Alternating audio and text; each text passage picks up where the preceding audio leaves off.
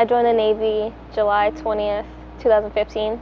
I joined the Navy on October 1st of 2013. I joined the Navy on May 1st, 2013, so almost 3 years ago. I commissioned a naval officer May 2012.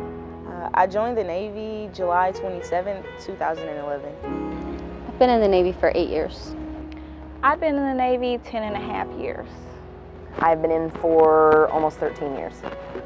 I joined the Navy in 2002 March. I joined the Navy February 6, 2002. I've been in the Navy for 14 years. I've been in the Navy for about 16 years. It'll be 22 years in July. I've been in the Navy since June 6, 1994. I enlisted through the Delayed Entry Program. So I've been in for about almost 30 years.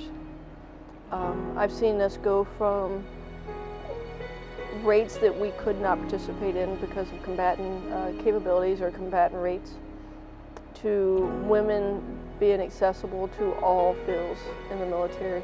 It has changed a lot, because when I was coming up, we didn't have a lot of female leaders and you didn't have many female chiefs, but now as I look around the deck plates, I walk around, I see a lot of senior chiefs, and that's very impressive. Like when I walked on board Ike was the first time I'd ever seen 3 female master chiefs in one place. So the fact that there is so much female leadership just tells me that the Navy is just moving in the right direction when it comes to female leadership.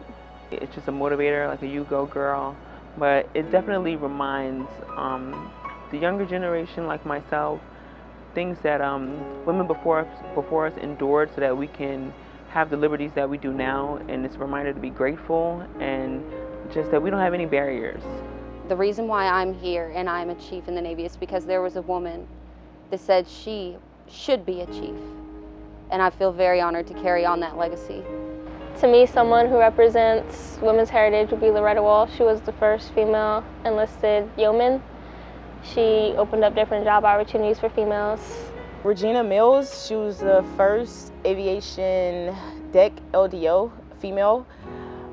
She passed away in 2012, I believe. The highlights of her career, being the first female handler, I'm trying to follow in those footsteps. So to me, it represents a pedestal, I guess, that I'm trying to reach. When I first checked on board, Senior Chief Kason, she was my departmental LCPO, and who she was as a person, as a woman, as a leader, encouraged me to be who I am today. So I know it's going to sound extremely cheesy, but my wife made first class before I did. She also made chief before I did, and a lot of times throughout my career, she was the one that I could go to teach me the right way to handle certain situations.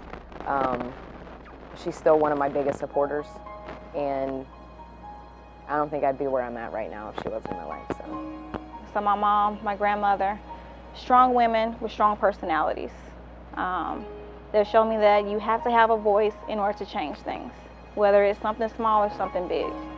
One of my high school teachers, she's a very strong influence in who I am today and my goals for my future, my career, just why I've been successful. With my grandma, she raised me without any help, raised me and my sisters without any help. So I would think she exemplified the strength for me, and that is what keeps me going and keeps me striving for the top. So I have Petty Officer Connor. She's a EM that works for me in my division. I met her when I first got to the ship. She was EMFN at the time, and since then she's been capped. She has all her in-rate quals. She is just an outstanding sailor who really does put her part in the division and more.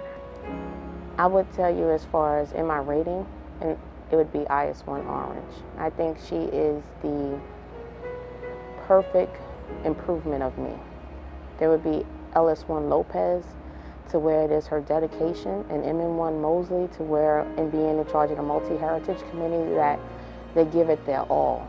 So there's 2 young ladies on board the ship that just they just make me smile daily because they're 100% in, they're hardworking, and they get their job done. One is ABH-AN Simpson and one is ABH-AN Zagba. One's much taller than the other, one's real short, but they never stop smiling.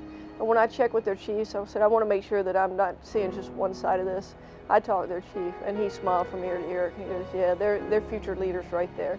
Every female sailor that I have is important to Women's Heritage because they're here, they're serving, they work a tremendous amount of hours, and I have utmost respect for every cook and FSA that I have.